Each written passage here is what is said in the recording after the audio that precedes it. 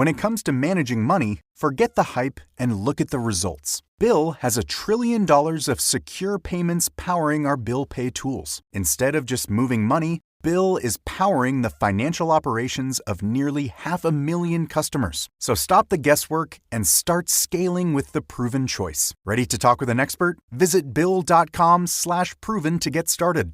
And grab a $250 gift card as a thank you. Terms and conditions apply. See offer page for details.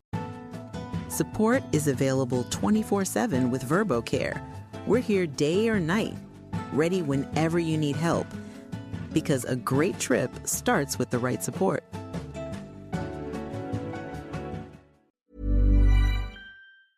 The War of the Worlds by H.G. Wells.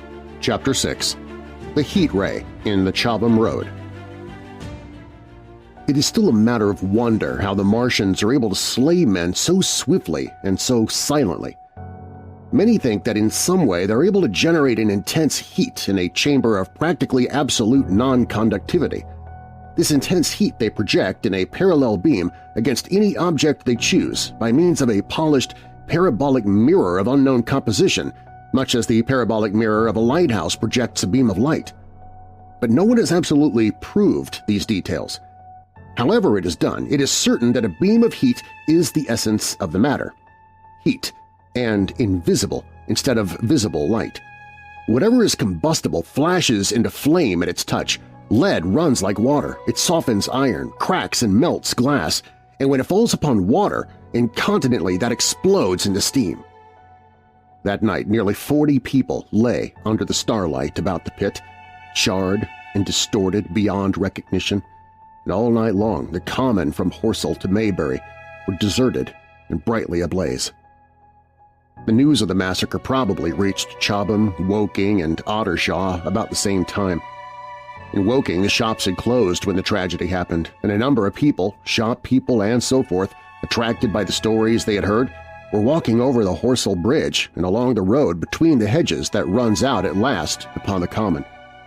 You may imagine the young people brushed up after the labors of the day and making this novelty, as they would make any novelty, the excuse for walking together and enjoying a trivial flirtation.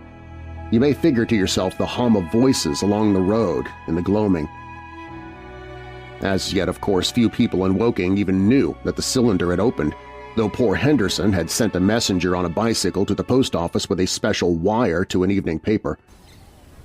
As these folks came out by twos and threes upon the open, they found little knots of people talking excitedly and peering at the spinning mirror over the sand pits, and the newcomers were, no doubt, soon infected by the excitement of the occasion. By 8:30, when the deputation was destroyed, there may have been a crowd of 300 people or more at this place, besides those who had left the road to approach the Martians nearer. There were 3 policemen, too, one of whom was mounted, doing their best under instructions from Stent to keep the people back and deter them from approaching the cylinder. There was some booing from those more thoughtless and excitable souls to whom the crowd's always an occasion for noise and horseplay. Stent and Ogilvy, anticipating some possibilities of a collision, had telegraphed from Horsell to the barracks as soon as the Martians emerged for the help of a company of soldiers to protect these strange creatures from violence.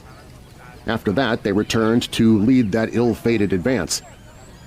The description of their death, as it was seen by the crowd, tallies very closely with my own impressions. The 3 puffs of green smoke, the deep, humming note, and the flashes of flame. But that crowd of people had a far narrower escape than mine. Only the fact that a hummock of heathery sand intercepted the lower part of the heat ray saved them. Had the elevation of the parabolic mirror been a few yards higher, none could have lived to tell the tale. They saw the flashes and the men falling, and an invisible hand, as it were, lit the bushes as it hurried toward them through the twilight. Then with a whistling note that rose above the droning of the pit, the beam swung close over their heads, lighting the tops of the beech trees that line the road, and splitting the bricks, smashing the windows, firing the window frames, and bringing down in crumbling ruin a portion of the gable of the house nearest the corner. In a sudden thud, hiss, and glare of the igniting trees, the panic-stricken crowd seems to have swayed hesitatingly for some moments. Sparks and burning twigs began to fall into the road, and single leaves like puffs of flame. Hats and dresses caught fire, Then came a crying from the common. There were shrieks and shouts, and suddenly a mounted policeman came galloping through the confusion with his hands clasped over his head, screaming, "They're coming!" a woman shrieked, and incontinently everyone was turning and pushing at those behind in order to clear their way to Woking again. They must have bolted as blindly as a flock of sheep. Where the road grows narrow and black between the high banks, the crowd jammed, and a desperate struggle occurred. All that crowd did not escape. 3 persons at least, 2 women and a little boy, were crushed and trampled there and left to die amid the terror and the darkness.